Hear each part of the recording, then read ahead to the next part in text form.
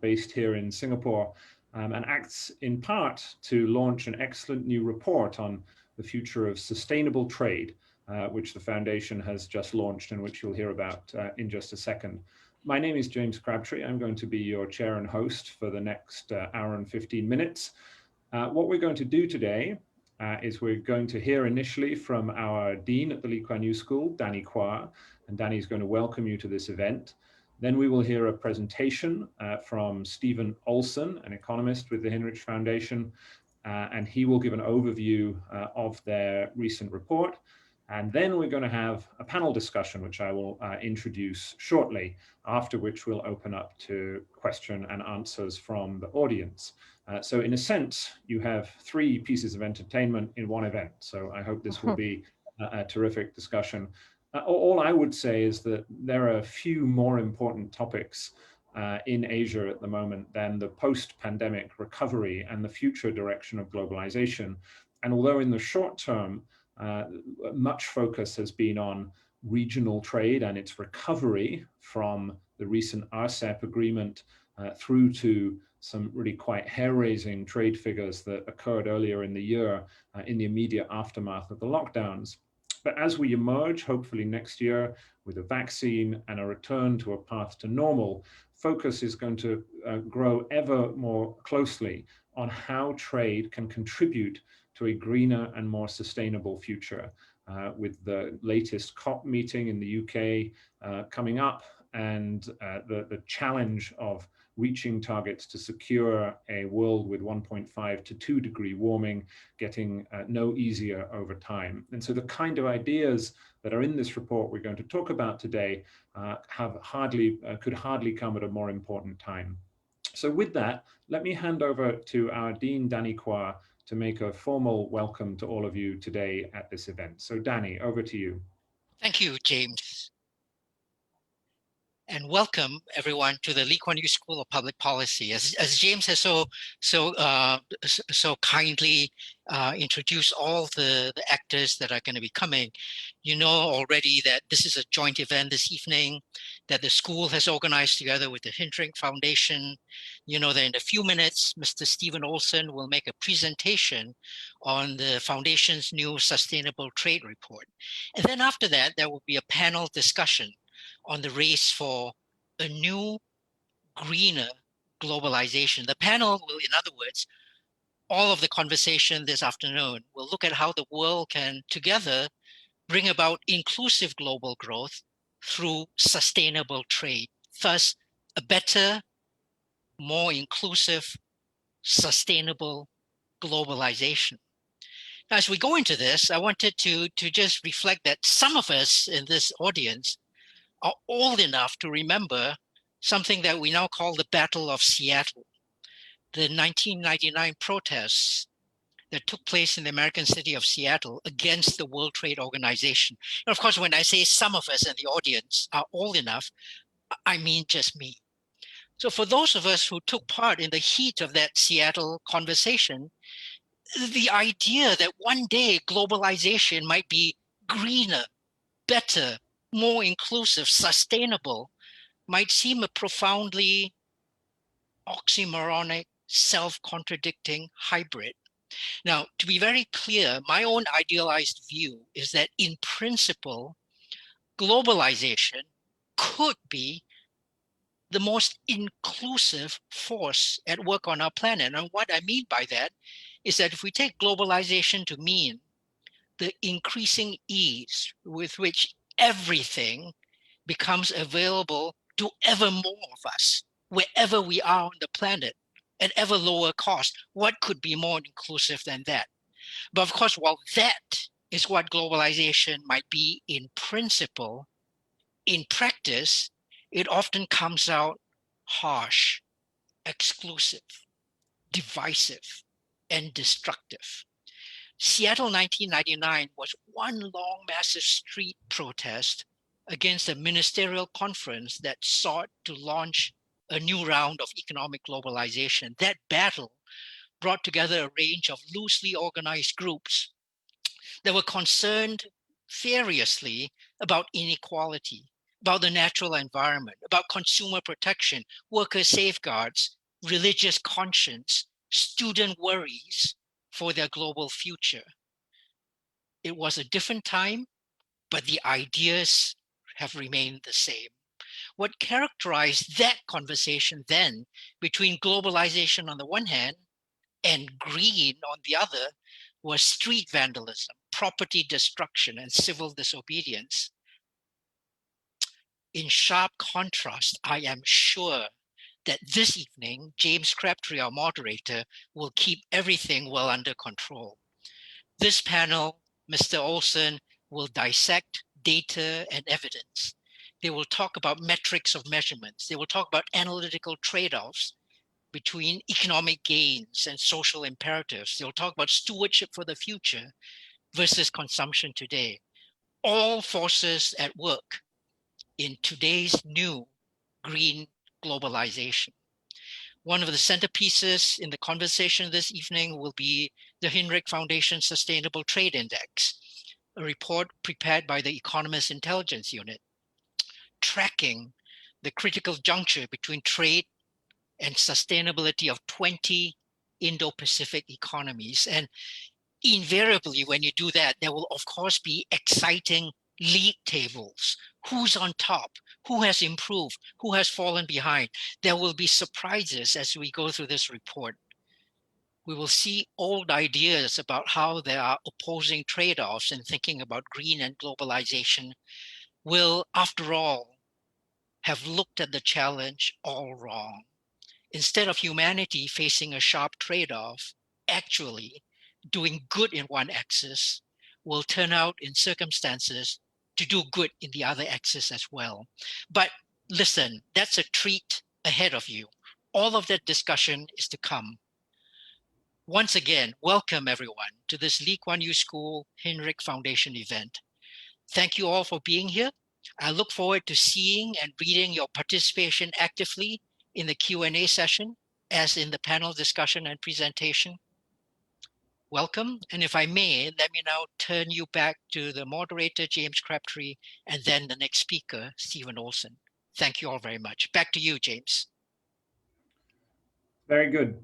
Danny, thank you so much for that. We will endeavor under my chairmanship to avoid any Seattle-style scenes, although it is my hope that we may get at least a debate and discussion amongst our panelists. We at least Kuan Yew School believe in robust debate and argument, and so with a bit of luck, we will have that. And to provide the prelude and the intellectual inspiration to this, I'd now like to turn to Stephen Olson. So Stephen is a research fellow at the Hinrich Foundation, but also one of a real must follow on social media and in his other writing about issues of regional trade more generally. So as the Hinrich Foundation has crafted a really valuable role for itself as one of the key thinking institutions around Asia, looking at all aspects of the regional trade economy. So Stephen has become one of the leading commentators and intellectuals out there in the world making arguments about the changing nature of trade in the region. So Stephen, it's an absolute pleasure to have you here joining us this afternoon from Bangkok. So let me hand over to you. I think you're going to show us some slides and give us a kind of sense of what's in this report. Well, thank you, James, very much for that very kind introduction. Good evening, everyone. On behalf of the Hinrich Foundation, a very warm thank you to the LKY School for organizing today's event. I'm very pleased to be here. As has been mentioned, I'm going to be talking to you a bit about sustainable trade, in particular the Hinrich Foundation Sustainable Trade Index. Now, I have just a couple of slides I'd like to walk you through. So if you bear with me for a half a second and keep your fingers crossed that I don't screw anything up, I will attempt to share my slides, which I believe I have done.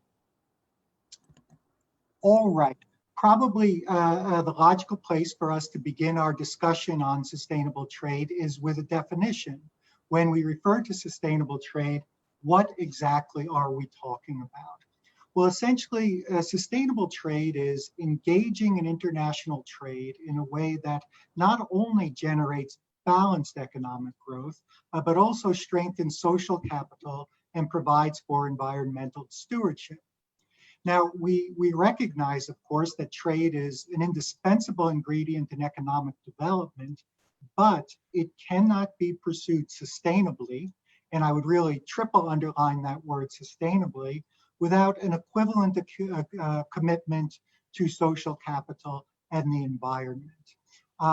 These concepts, of course, were first laid out by the landmark work of the 1987 UN Brundtland Commission, which established the three pillars of sustainability: economic, social, and environmental. Perhaps some of you are more familiar with this as the triple bottom line, or the three Ps: profits, people, and planet. Now, in terms of the index, the Sustainable Trade Index, or STI itself, it evaluates 19 Asian economies plus the United States as an external benchmark across those three pillars of sustainability: economic, social, and environmental. We commissioned the Economist Intelligence Unit to produce the index for us. It's based on a very comprehensive literature review, expert consultations, and a series of what I can assure you were very intensive and very exhaustive workshops that we held at the Hinrich Foundation. At the end of that process, we ended up with an index structure that consisted of 15 indicators under the economic pillar, 5 under the social pillar, and 7 under the environmental. Now, important point. After a lot of discussion and debate, we ultimately came to the conclusion that each of these three pillars should be weighted equally. So economic pillar is worth 1/3, social pillar is worth 1/3, and environmental pillar is worth 1/3. Now, if you think we got that wrong, if you think we made a mistake, I've got good news for you. You can download an interactive version of the index at HeinrichFoundation.com. You can go into the index. You can reconfigure those weights any way your heart desires, in whatever way you think makes more sense than the way that we did it. And then you can rerun the results of the index to see how it would change the rankings. Okay. Now, in terms of the results from the 2020 index, I'll just briefly mention a couple of things quickly. For the first time in the history of the index, we had a tie at the top of the index for the top slot between Japan and South Korea. Then we had a bit of a drop off, and the next 4 economies, Singapore, Hong Kong, Taiwan, and the United States, were bunched together fairly tightly. Now, if you're looking at that 6th place finish for the United States and wondering if that is a bit of an underperformance, the short answer is yes. It is a bit of an underperformance on the part of the United States. The key factor dragging down the score of the United States, and I don't think this will come as a major surprise to anybody, but it's the large number of tariff and non-tariff measures that the United States has put into place in recent years.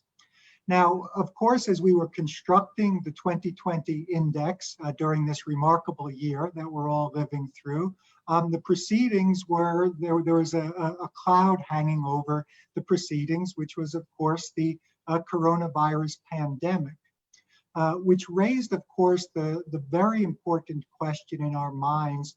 Well, look, over the longer term, what is going to be the impact of this experience of the pandemic on sustainable trade?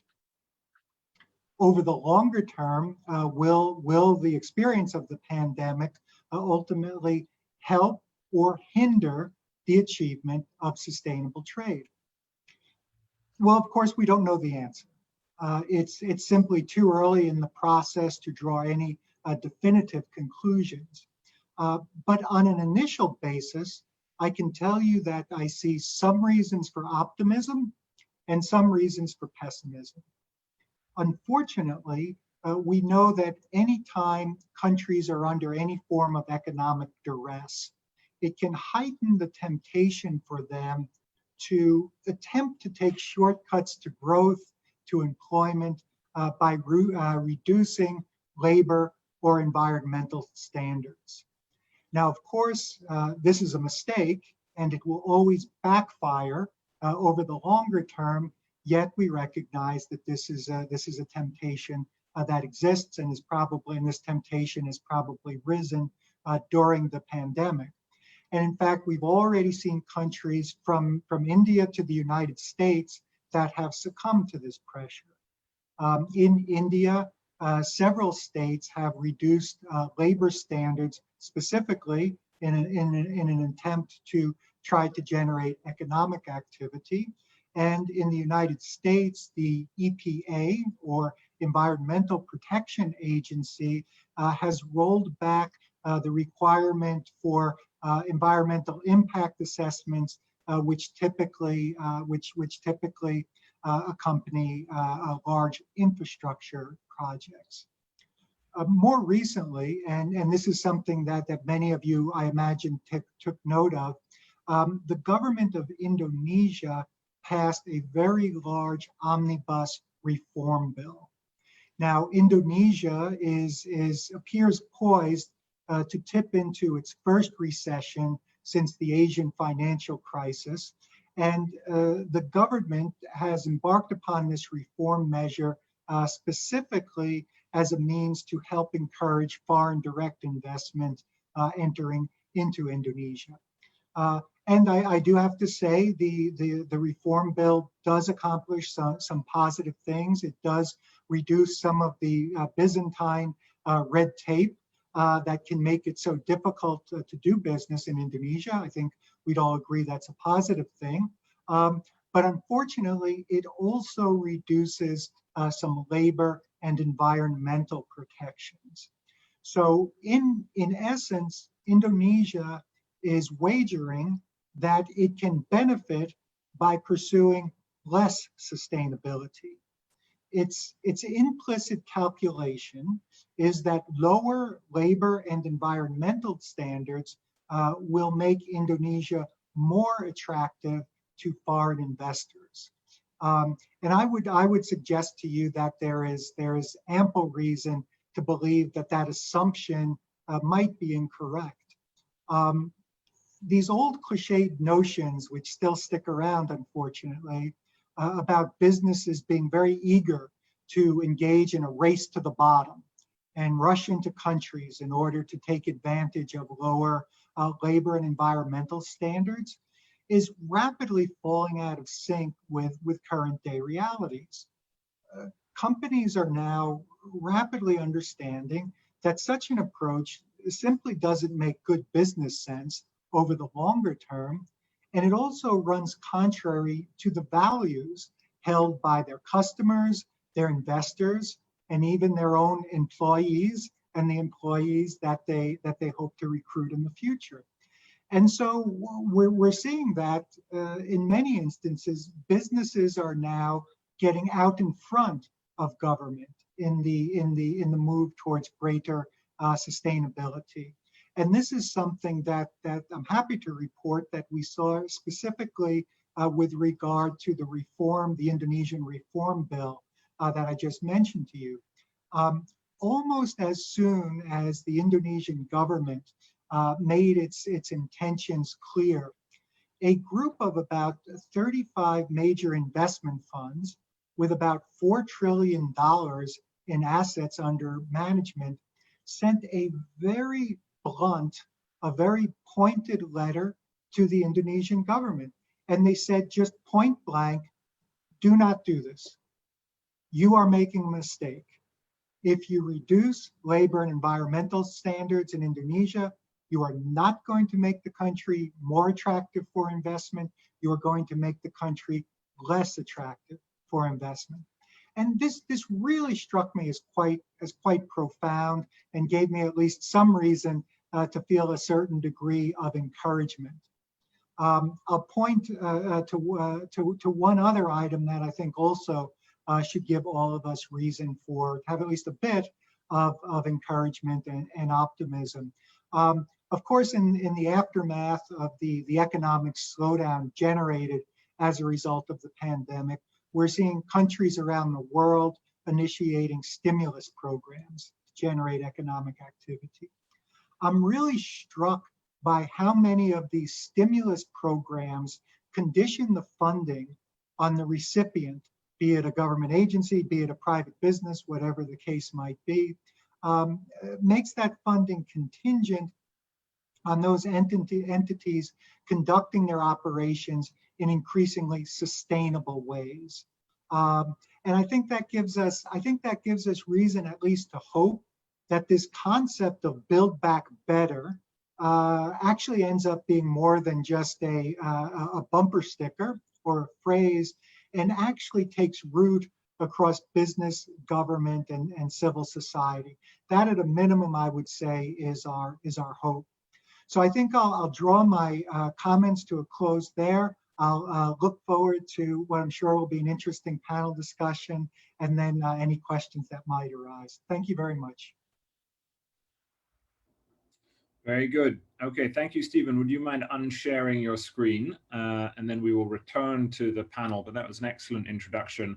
I put the link to the Hinrich Foundation report in the chat, so you can go and have a look at that, although not now, because now I would like you to listen to our panel discussion. And so I want to introduce, if they might be kind enough to unmute themselves, our three speakers. So joining us this afternoon in a very fetching looking library is Arunabha Ghosh, joining from New Delhi. Arunabha is the founder of the Council on Energy, Environment and Water, which is a fantastic think tank in Delhi. But prior to that, back in the day, also used to work at the WTO, and therefore brings together an unusual mixture of knowledge on climate sustainability and trade. Then joining us from Manila, we have Sophia Shakil, who is the Director of Economic Development at the Asia Foundation, and has a storied background in the intersection of economic development and issues of inequality and economic growth in Asia, also at the Asia Development Bank. So welcome to you today, Sophia. And last but not least, joining us from not his own office, but with the background he tells me, which is his own office, we have Professor Ben Cashore. Ben is the Lee Ka-shing Professor of Public Management here at the Lee Kuan Yew School and co-director of our Institute on Water Policy. And so what we're going to do now is we're going to have an open question and answer, a sort of Q&A session discussion between ourselves about the report, in which I'm first going to ask our panelists to give some thoughts on the report, and then we'll talk more broadly about the future direction of trade in light of the kind of things that Stephen has just talked about. So its social, labor, and in particular its climate and sustainability perspective. So Arunabha, can I turn to you first? I mean, this exists within a kind of broader geopolitical context, which Stephen often comments on, but didn't touch on too much on this occasion, which is what we might call deglobalization and the geopolitics of trade, and particularly the trade war between the US and China. I know that you had some thoughts on how that might play into this issue of how trade should be viewed from a sustainability and environmental framework. So could I ask you to sort of start from there, and then we'll go around the group and continue. Sure. Thanks, James, and many thanks, Stephen, for your briefing presentation. It's a really interesting report, and thanks, James, for bringing us all together to discuss this. Now, before I comment on the report and your question, I wanted to just pick up on something that Danny Quah said right at the outset. He brought our attention back to those riots in Seattle when we were discussing the so-called Singapore issues in global trade. Right? Now, the context, however, has changed. We have to recognize that. And what has changed in the trade world in terms of the context? Number one, those same Singapore issues are no longer completely toxic in terms of conversation, right? Whether they are formally embedded into WTO law or not, as Stephen was presenting, there are still investing companies, there are still banks, there are corporations who are taking these issues seriously. Whether it's their environmental standards, whether it's your labor standards, whether it's basically your social license to operate. So that's one fundamental change that has happened in 20 years. since the Seattle riots.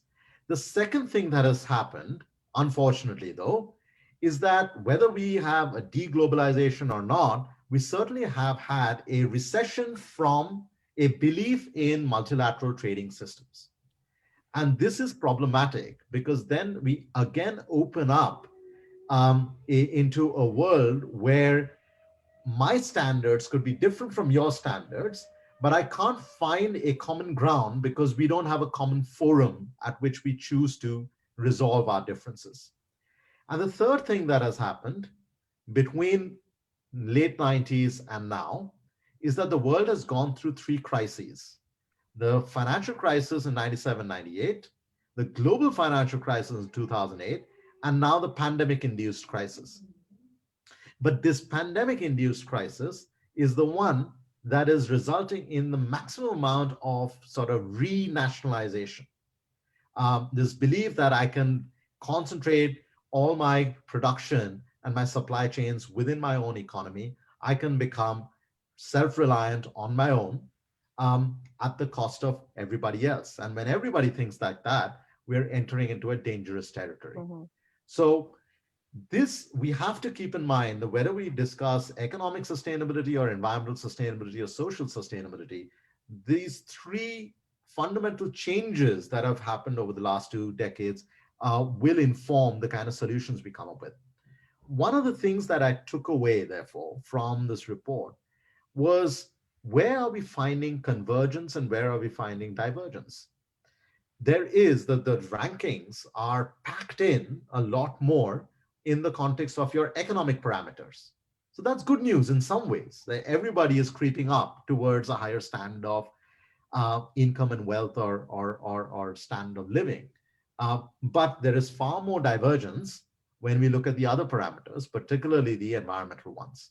So now we are in a situation where we are schizophrenic at one level with our investors telling us, hey, take these issues seriously, but our actual performance is still far more divergent than the economic convergence. Econ 101 or Development Econ 101 talks about the economic convergence. Latecomers to development can also aspire to eventual higher standards of living. But how do we now convert our thinking, our curricula, our standards, our investing metrics into convergence on the other metrics as well, right? When we have that, then maybe we will not be so worried about decoupling and renationalization, because we will see that the standards are similar everywhere and you're aspiring to a different mode of production and consumption as the SDGs ask us to do. Very good. Okay, thank you. Well, we might come back to this issue of decoupling and, in a sense, the challenges it presents. I see we've already got a question from Abhishek Bhatia joining us on Facebook. So I should have said that please do, if you're on Facebook, then throw questions into the chat, and our brilliant team will fish them out so that we'll know them. And if you're watching live on the Zoom platform, you can just put questions in the Q&A.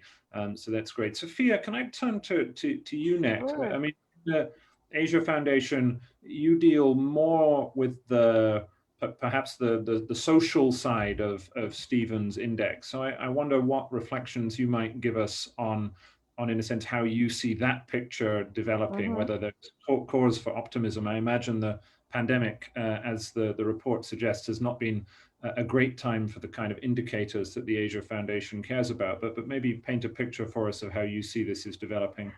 No, first of all, I really want to thank Stephen for such a good presentation, and the Hinrich Foundation for putting this out. I want to pick up on initially just one of the points that Professor Ghosh made, which is about the shifts that took place. And I think I would add to that there are two very important shifts during the same time that impact what's happening in terms of sustainable growth and inclusive economic opportunities. One is obviously, which is the more glaring one, which is the digital transformation and digital transformation in the economy. So whether it's manufacturing that's gone from low end towards high end skills, or it's just more of an advent of the gig economy and services that are being delivered through that, we have to be cognizant that that's a very important shift. and what that will imply. And the other one is the demographic shift. So the demographic shifts with societies that are aging on one hand in some of these countries, but on the other hand, still a burgeoning, struggling to meet, trying to deal with labor issues, but a young population that may not be as big, but is much more cognizant of sustainable and environmental friendly, practices. These are going to be important factors. But what I want to pick up on, as James was saying, and that's my takeaway from this, is that, when you look at the index, and as you said, sustainable trade, one key aspect of it is that it is dependent on strengthening social capital. And that's where the people, the human development side comes in. And most importantly, people, along with the skills they have, the opportunities they have, and their livelihoods. So if you look at that index, what struck me, and this was my takeaway, is that, again, you've got the bunching of the Japan, South Korea, and Singapore, Hong Kong, Taiwan on the top. And then if you go down below, as you get down there, you've got, let's say you pick up the South Asian countries, you've still got Sri Lanka and Bangladesh faring relatively better, and then Pakistan at the end. And what strikes me always as a human development economist is that you're not going to achieve sustainable development growth without investing in the human development angle. The skills, basic education, of course, we know that, but the skills. And even with this transformation that I was mentioning, the digital transformation of the economy, unless we invest in digital literacy, with these diversifying value chains, we're going to see a lot more people, especially some of the vulnerable workers, left behind. And without that foundation of the people, the P in that index, it's not going to, I see quite a bit of challenge. But they're also going to be the backbone of helping to build and rebuild and carry that forward. So I'm going to stop there for now, but that's very good, very good. No, that's terrific. And I mean, in a sense, the strength of this report is the way that the Hinrich Foundation are trying to bring together the sustainability and human development and other angles, along with a more orthodox approach to trade liberalization as well, and to try and kind of bring this together in one piece. Ben, can I turn to you? I mean, you're a longtime expert on climate and other forms of sustainability, and so I'm sure you'll have plenty of thoughts on this. But maybe could you give us a sort of initial reflection on what Stephen said, and also what our other panelists have put on the table? Yeah, first of all, I just want to thank Stephen for a wonderful presentation and for the report from the Hinrich Foundation. It's a really wonderful, deliberative, careful report on the really critical challenges facing how do we think about environment, social, and economic values together. So congrats on that. And I think also it's important that Stephen highlighted this challenge that we have in the global era, which is how do we think about a race to the top, where we have companies trying to improve their environmental and social performance while doing good for their shareholders, or the race to the bottom, where companies flee to the easier places to invest without these kinds of protections. And this is a constant theme in the last 30 years in both practice and scholarship on sustainable development. How do we foster a race to the top? And of course, the questions of standardization across supply chains often leads to a race to the middle in many cases. So how do we do the top? How do we get to the top? And I want to raise two themes to think about in this conversation. One is pathways, and one is problems. So in pathways, there's a very famous political scientist who works on trade and the environment named David Vogel. And he noticed that, thinking of Dean Danny's point about Seattle, that it wasn't always the case that economic globalization led to a race to the bottom. In fact, he found that in many cases, you saw a race to the top. And he asked the question, well, why would you sometimes see companies actually trying to improve and increase standards that seem counterintuitive to just making money? And he said that when you get a race to the top, one of the reasons you do so is because of what he called the California effect. Okay, the California effect. This is a very important term for our conversation, because what he noticed was in California, by the way, California loves rules. Okay, they just love rules in California, all kinds of rules. Okay, They lead the world in rules on everything, environment, social, you have it, right? So Vogel found that companies who were based in California were actually aligning with environmental activists to try and increase rules on their competitors, first in the United States and other states, and then even nationally, and then globally through the GATT and the WTO. And he thought, well, why is this? And the answer was that these companies saw it in their strategic self-interest to increase rules so they could have a level playing field. And that meant promoting both their bottom line and a social good at the same time, okay? So this California effect is important because it led to trade and the environment going up at the same time, okay? But the trigger for the California effect was a rule, a very strong rule on the environment that the companies initially did not like because it put them at a competitive disadvantage. But when it was clear that California was not going to back down, the companies then went global. So how we think about the mix of public policy and trade together in a mix, in a basket, to foster the California effect is, I think, really important in this conversation about whether we get a race to the top or race to the bottom. Because Vogel also said, what you want to avoid is the Delaware effect. And Stephen talked about this in the Indonesian case. And this is when companies flee to the places with the least regulations. And at the time, Delaware led the United States in the fewest regulations, right? So both are happening simultaneously at the same time. And I think our job as a community and what the Hinrich Foundation lays the ground for is how do we think about then helping that triple bottom line to go up, not down, okay? That's the pathways theme that I think is very important. But also important is the problems theme. So as we all know, the last 25 years has not been a great story for the environment, whether it's measured as in the climate catastrophe and the 1.5 degree imperative that scientists tell us is fundamental for averting catastrophic ecological effects of the world's biosphere, and the massive species extinctions crisis of 1 million species being now threatened with extinction because of globalization and commodification of nature. So it is not always the case that the California effect helps with the biodiversity crisis, because you still need growth to do that. And sometimes you simply have a trade-off between protection of nature and harvesting nature for communities, social inclusion, increasing wealth, and so on. And so those tough choices, I think we need a more important and broader conversation about, because it is not always the case that there will always be a triple bottom line when it comes to the 1 million species threatened with extinction. And so how we handle that is a question that I think governments, Hinrich Foundation, all of us need to think about deliberatively versus thinking there's always going to be always a positive sum game in all these questions, because there just simply is not in all cases. Very good. Okay, those are some excellent introductory thoughts. And thanks for those of you. We've got a few good questions coming in. We'll leave the last 15 minutes for audience Q&A. So we'll come to those in a minute.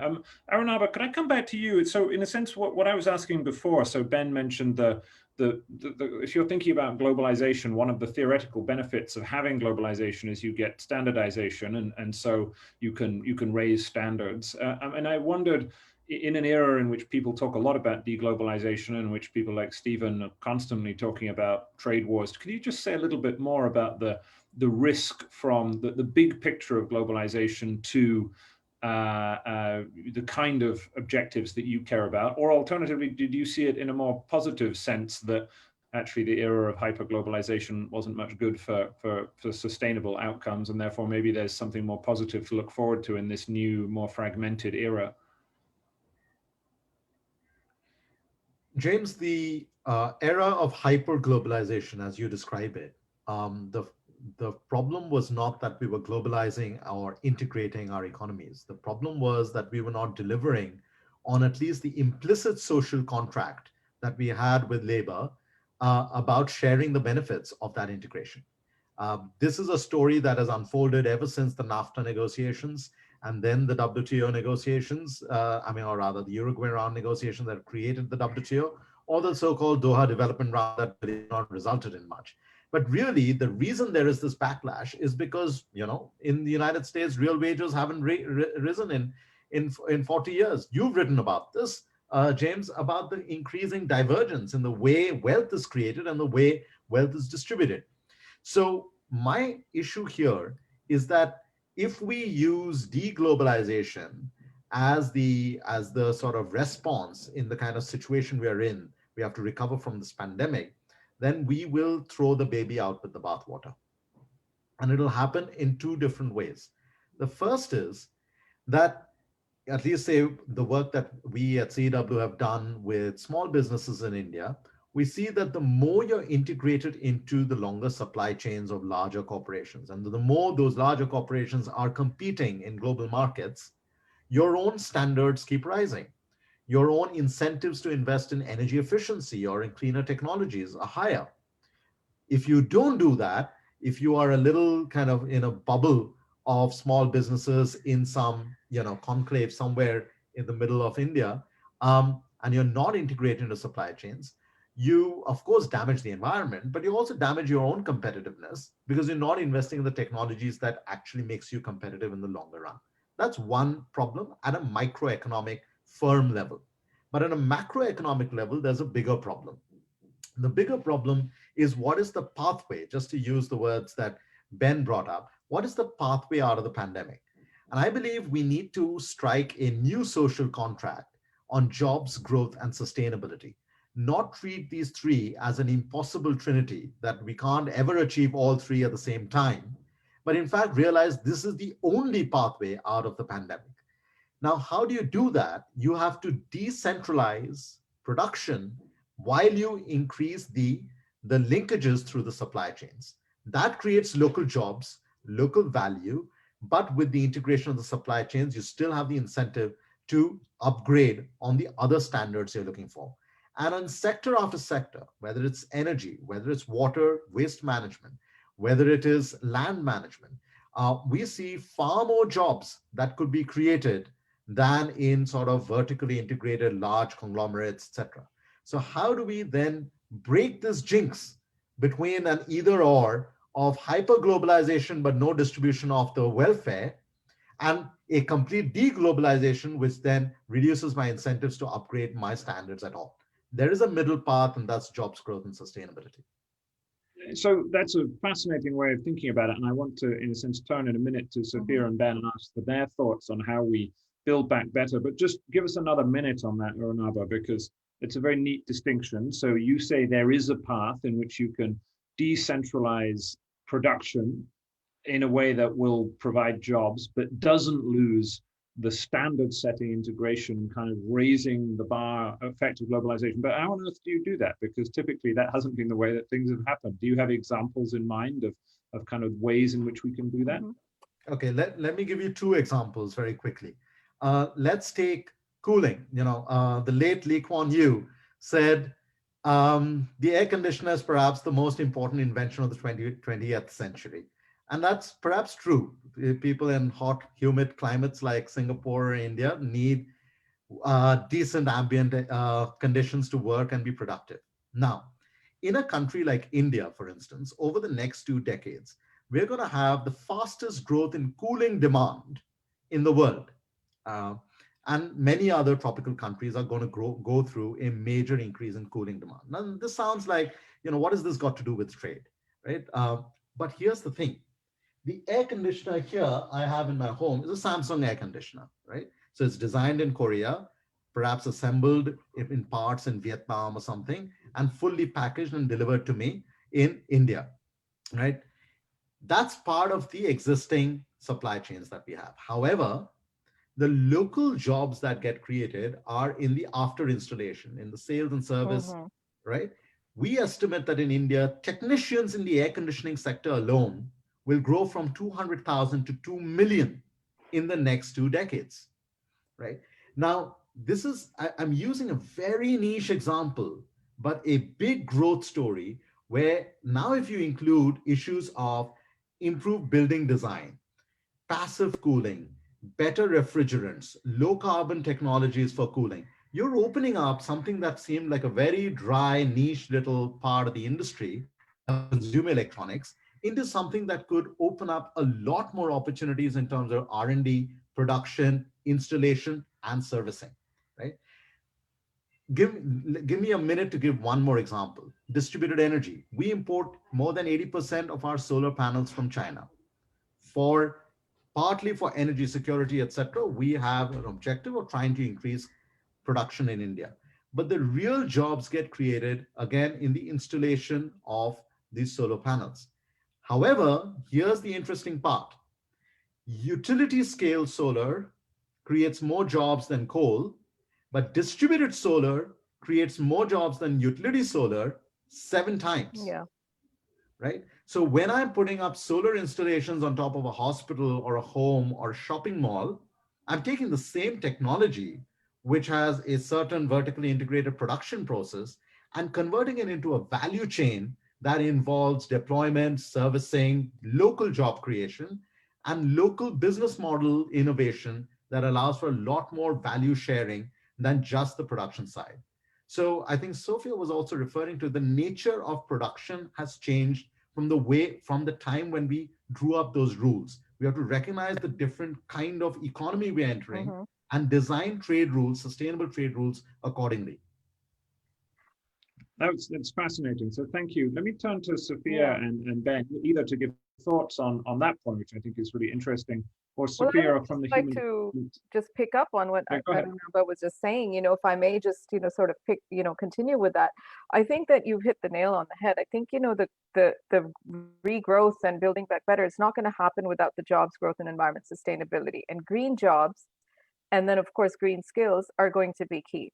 And I'll give you just 2 examples. You used the one about the cooling, the air conditioning. And I used to work on China in my days of the Asian Development Bank. And, and I was working in a number of provinces that were trying to embark upon meeting the Chinese government standards in their 12th and 13th 5-year plans to move towards greening the economy because of the obvious, environmental issues that they had.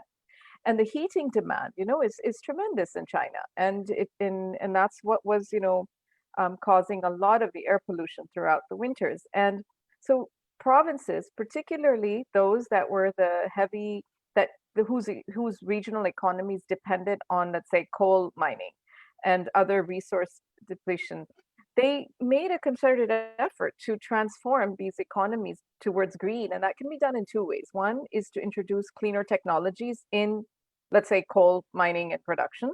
So you can make, while you're developing and investing in other cleaner energy, solutions, you're also trying to make the coal production as well as heating using coal less polluting.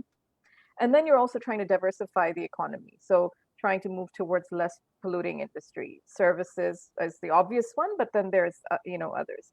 I also saw that during this process, what's needed is an extreme amount of coordination that is being done by the planners, the economic and political planners, as well as those that are delivering the skills that are going to help fuel that economic transformation. So skills for transformation is absolutely critical. And China is, one example of, where they've done that really well, and something, some lessons, you were asking, like, can you give some examples?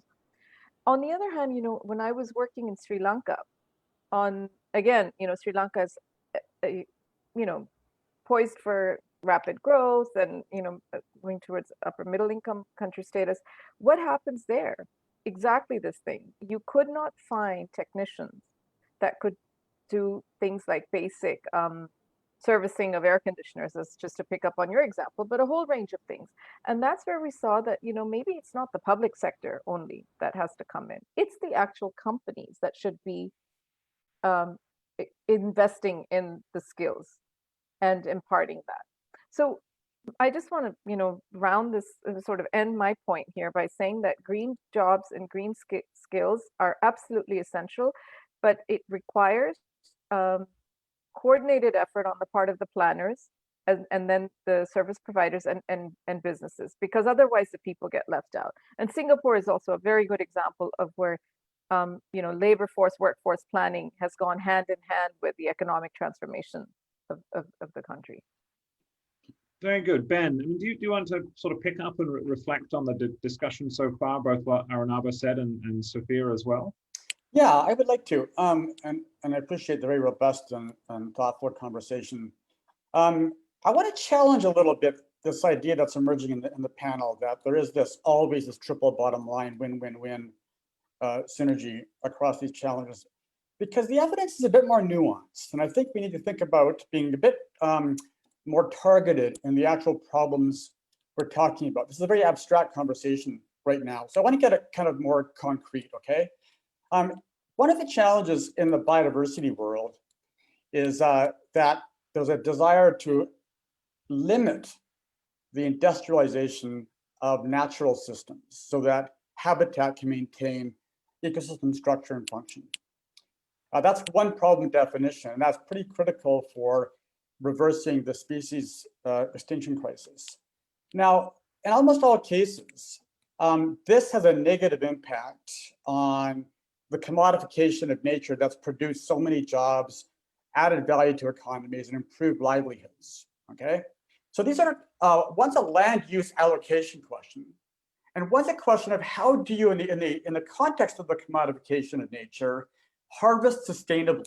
So you don't over-harvest, you think about other impacts, you minimize the impact on the environment, but you don't actually reverse it, because your whole business model is around converting nature to a more productive system. And they're both very important things to think about in the context of a forest.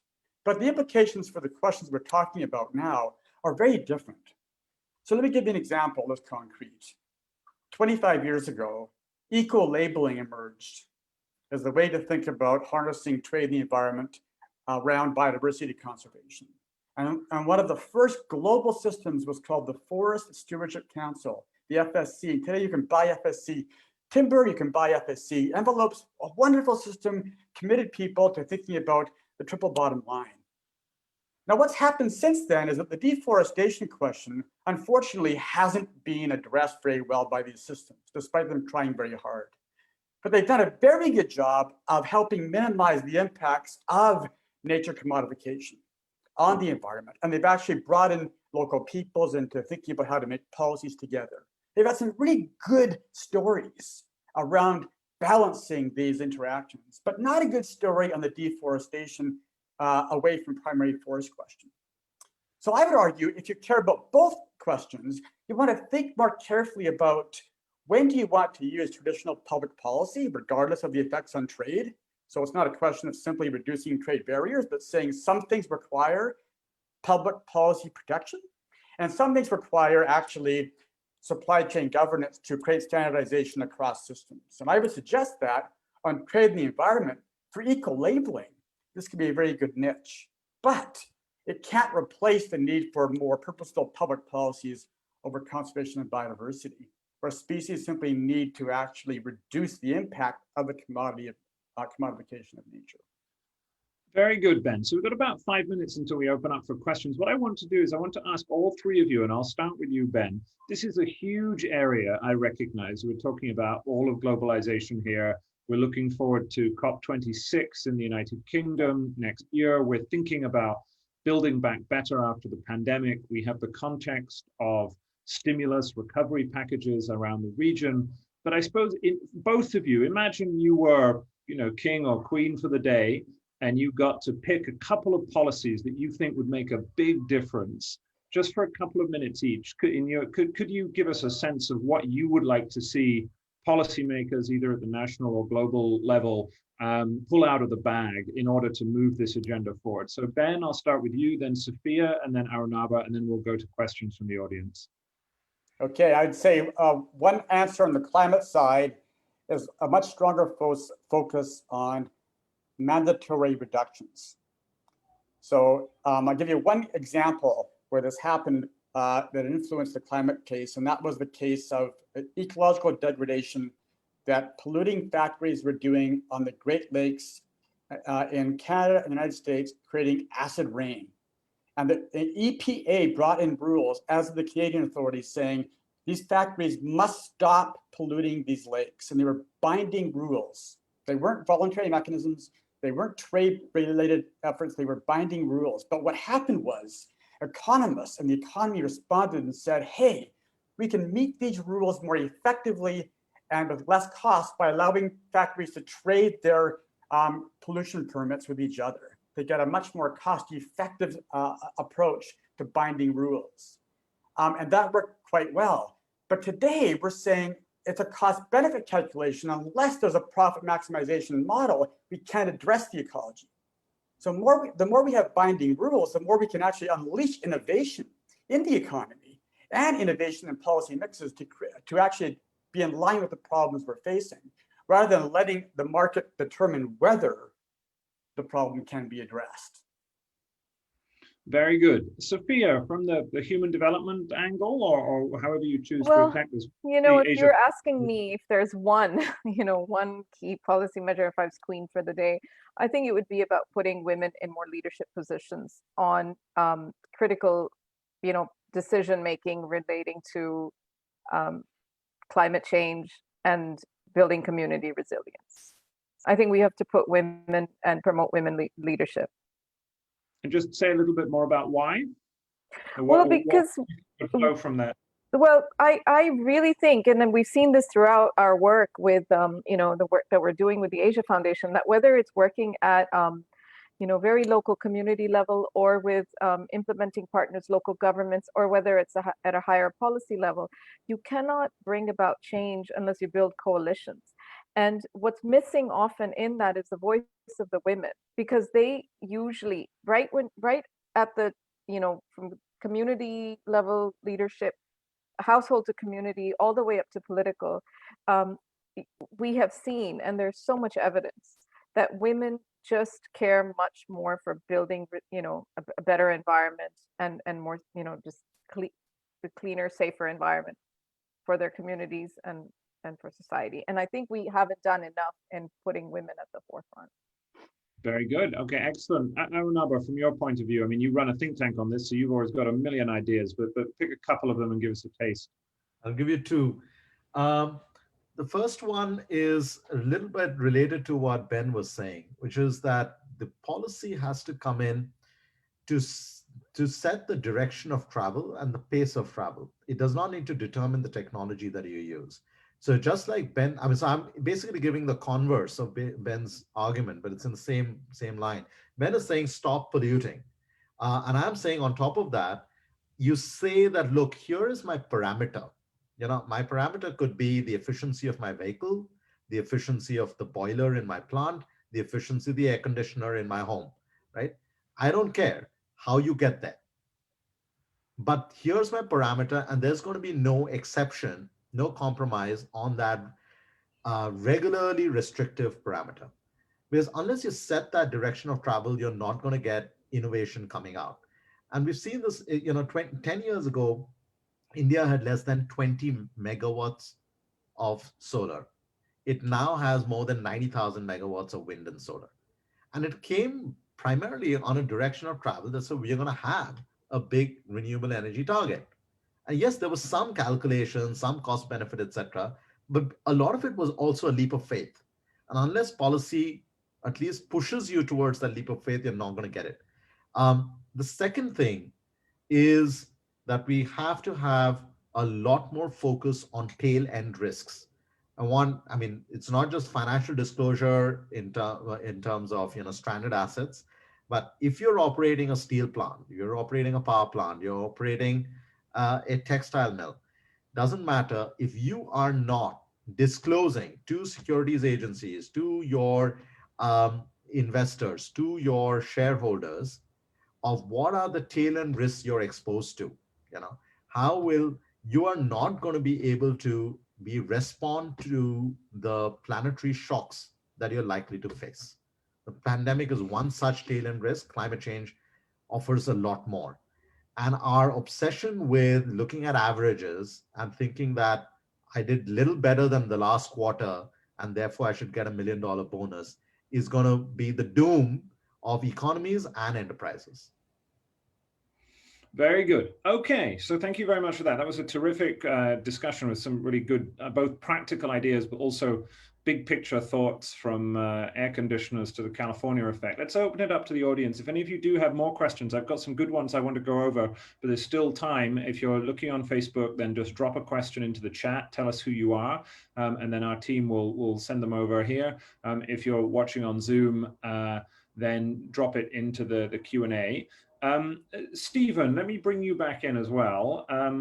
So there's a question here which I think would be worthwhile given we're in a Singapore audience about RCEP, which has been the big news in this part of the world here. So Edison Chung asks, in a sense, how does RCEP fit into this area? It's not a trade agreement which has the kind of gold standard environmental build-in that you have in something like the CPTPP, but can you give us a perspective on whether you think RCEP moves this conversation forward or not?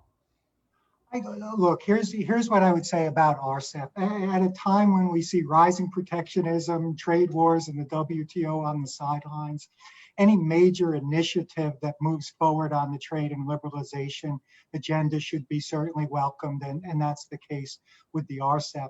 However, I think it's been pretty broadly recognized that in a lot of respects, it's a fairly shallow agreement, so really isn't going to be the game changer that perhaps some other agreements might be.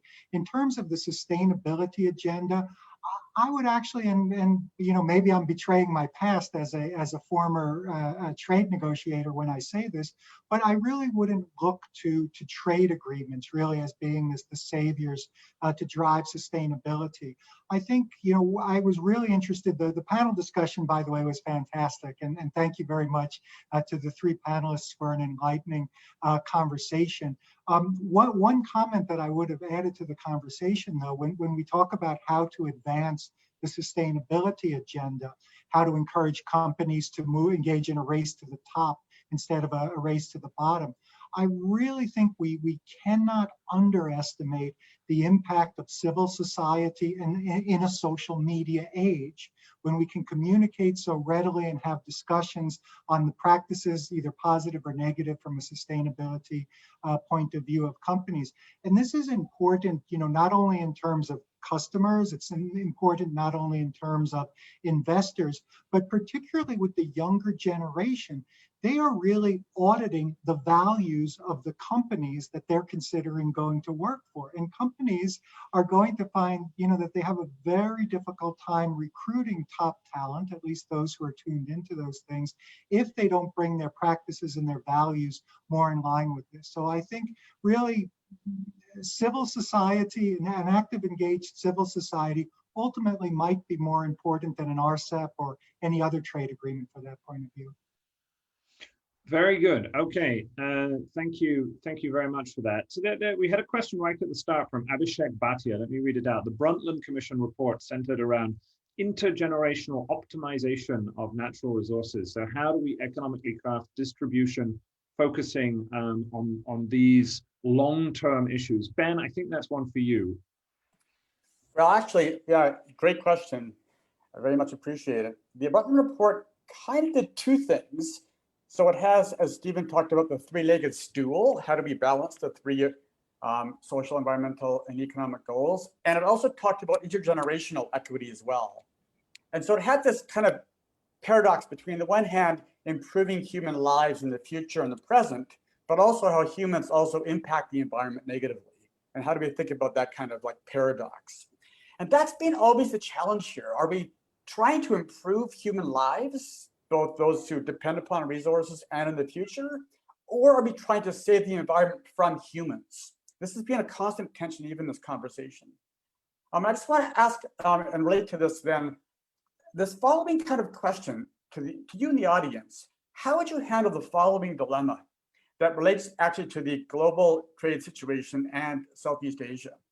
So 30 years ago, scientists found that an owl was going to become extinct if forest companies in the United States operating in Oregon, Washington, and California, the Northwest, harvested old-growth forests. This owl would become extinct. And so strong rules came in place to say, stop harvesting in these forests. Now, a trade think tank in the United States said, don't bring in these rules because that will simply shift harvesting from the US to Indonesia. That's what they actually said, and simply cause more degradation in Indonesia's forests and threaten species there, okay? So now what do we do? Because the communities in the Northwest said, also don't save the owl, there are jobs here. So let us keep on harvesting in these old growth forests. And the timber companies said, yeah, don't let us not harvest in this. We need to balance a Brundtland way, social, economic, and environmental. But the scientists said, if you do that, the owl becomes extinct. The owl becomes extinct. So my question is, when you're faced with this actual dilemma, what do you do with the Brundtland, and this is the question really, the Brundtland metaphor? How does the Brundtland metaphor help us with this dilemma that can't be wished away? What do we do?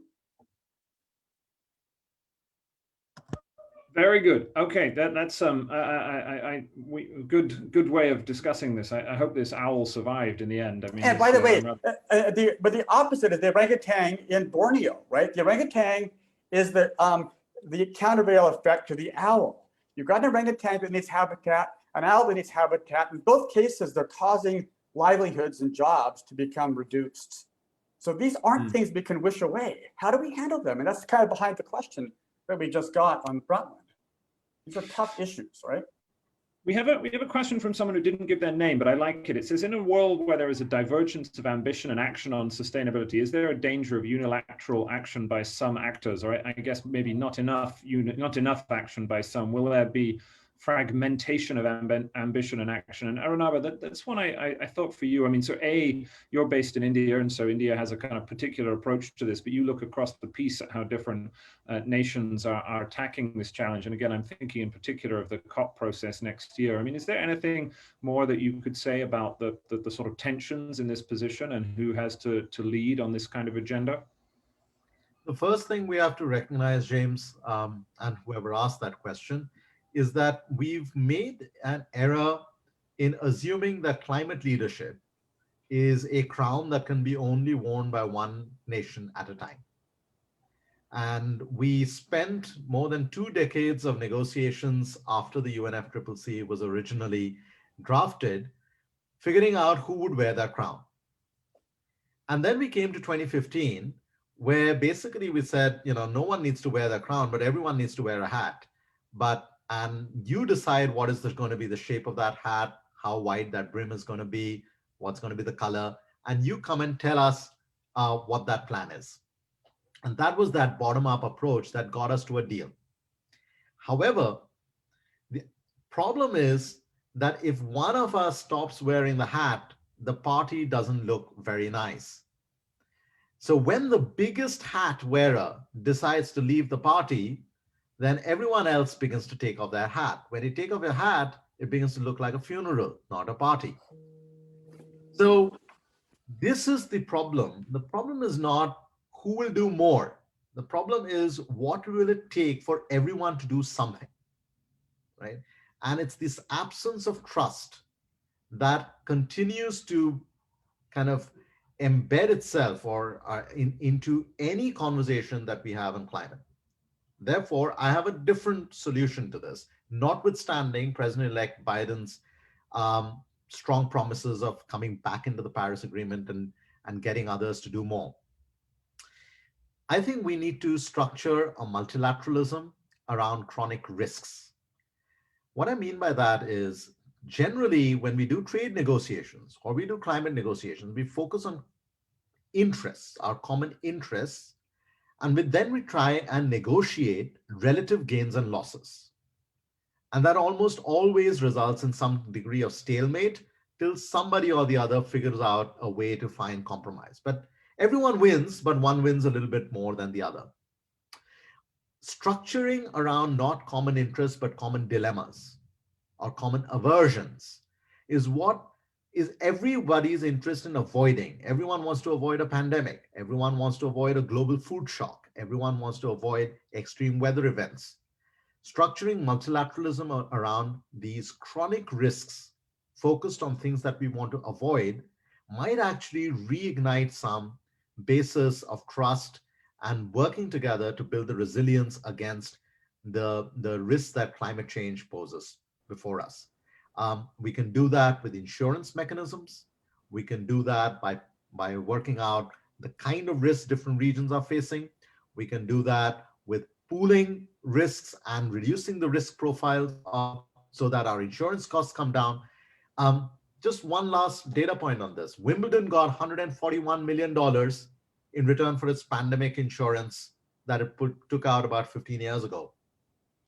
All the low-income countries in the world put together got $132 million from the World Bank's pandemic insurance bonds. Wimbledon, $141 million, all low-income countries, $132 million. That kind of inequity in the insurance cushion is not going to get anyone to act on climate change unless we figure out a multilateralism around chronic risks focused on pushing back against our common aversions. Very good, thank you. It's an excellent way of thinking about it. The idea that, in a sense, form follows function makes a lot of sense to me.